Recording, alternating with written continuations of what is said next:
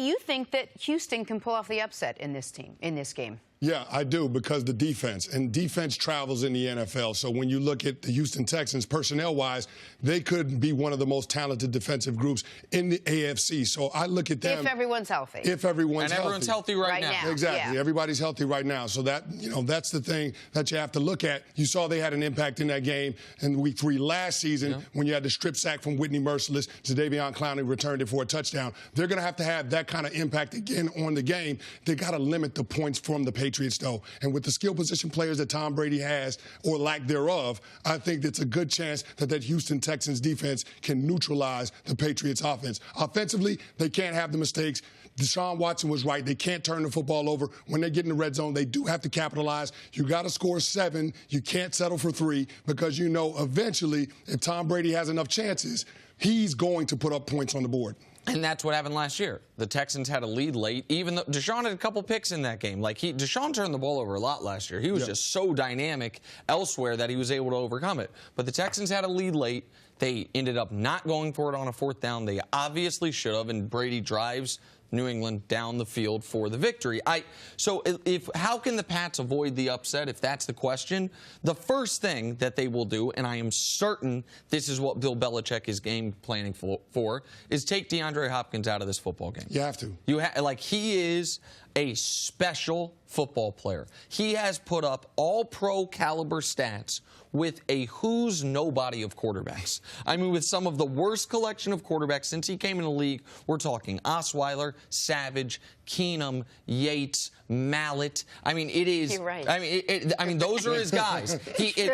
Now he got a 6-game respite with Deshaun Watson, and we saw and particularly Will Fuller excel. And Fuller's a deep threat, and Fuller with Watson last year had 7 touchdown catches, which seems incredible, but it's true. So Will Fuller was really good as well. But Nuke Hopkins is the guy you've got to. And I should correct that, by the way. Deshaun Watson in games Will Fuller played in had 7 touchdowns. But regardless, Will Fuller was an incredible part of that offense. But Nuke Hopkins is the guy that you absolutely have to take out of this football game. And then I expect we will come out of this game thinking the Pats' front 7 is better than it is. Thinking, man, Adrian Claiborne, what an upgrade they got in the offseason. Talking about Malcolm Brown. Why? Because I don't know how the Texans block anybody. The Texans have last year, they had the worst offensive line in football, and this year I think it will be more of the same. That's why I can't pick the Texans to win this game. If you don't have a good offensive line and Lamar Miller is a mediocre running back at this point in his career, if you only do one thing really well, the Pats, I expect them to be able to take that one thing away from you. I hear you on that with the offensive line, Nick. That's a valid concern. But if you were to pick a quarterback and a skill set from that position that could manage that weakness, that deficiency, it would be what Deshaun Watson brings to the table. And so he's going to have to be able to make some of those off-schedule plays, being able to convert those 3rd downs with his legs, being able to extend plays by breaking outside of the pocket, give those receivers time to uncover downfield.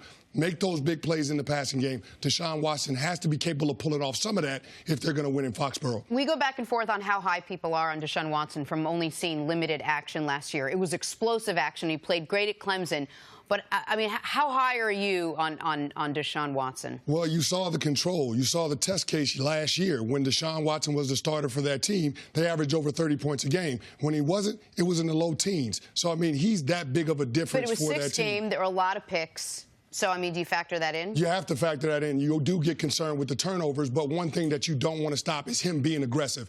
Bill Parcells used to tell Phil Simms, if you don't go out here and throw 3 picks, you're not trying. So it's one of those situations, because you know what your offensive line is, your quarterback is going to have to mitigate some of that. He's going to have to take some chances. You just got to be smart about the situations where he does take said chances. Listen, if Deshaun Watson is, for the rest of his career, who he was in that 6.5 games he played, he's the greatest quarterback of all time. So, he's going to regress. So it is not will he regress.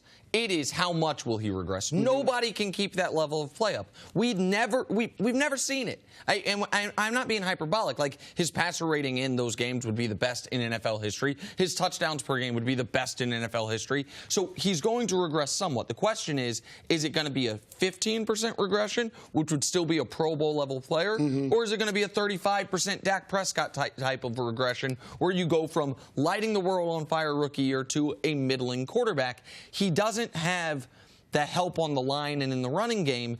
And I also think a reason that I can't pick the Texans to upset the Pats is once the game starts, I don't know that there is going to be a bigger mismatch going on anywhere in the NFL this Sunday than the coaching mismatch between schematically Bill Belichick and schematically Bill O'Brien.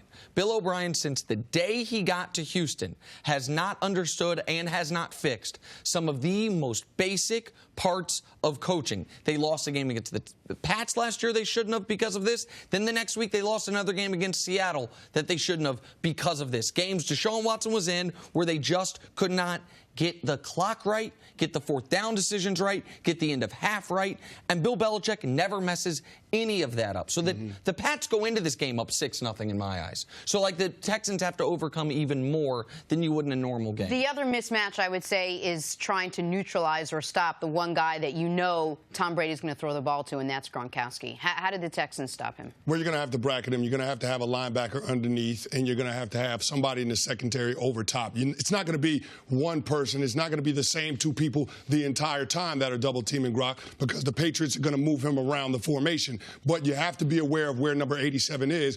But the way that you stop him is by hitting Tom Brady. And take it from me, I've been there, I've done that. That's what you have to do if you're going to stop the Patriots offense. And the Houston Texans defensive front, they have the guys that can consistently get after it. If J.J. Watt is healthy, Jadeveon Clowney, Whitney Merciless, those guys, they have to be a factor. They have to be the difference in terms of slowing this offense down. No, it's a great point by Canty, and he has the history to speak to it. But just from looking at it from afar, when you look at the worst moments for Brady, who are they up against? Baltimore Ravens, getting after him, right? The Denver Broncos in a couple AFC playoff games, Von Miller and guys getting after him, knocking Brady down, which is so hard to do because he gets rid of the ball so quickly. It's one of the reasons why, given the lack of continuity and established players on the Pats O-line, that facing the Texans and the Jags, because that's their schedule to start the season, that's not ideal. To answer your question, though, quickly about Gronk, the Texans brought in Tyrann Mathieu. They also transitioned a big corner, Kareem Jackson, to safety. So I think you will see a combination of each of those guys taking turns, trying to help out or to focus on Gronkowski. I still think Gronk's going to have a monster football game. Tyrann Mathieu, I don't like that matchup. Thanks for watching. Subscribe here to get the latest from the show. Also, be sure to check out more of the best clips from First Things First, or go watch a few segments from our other shows on FS1.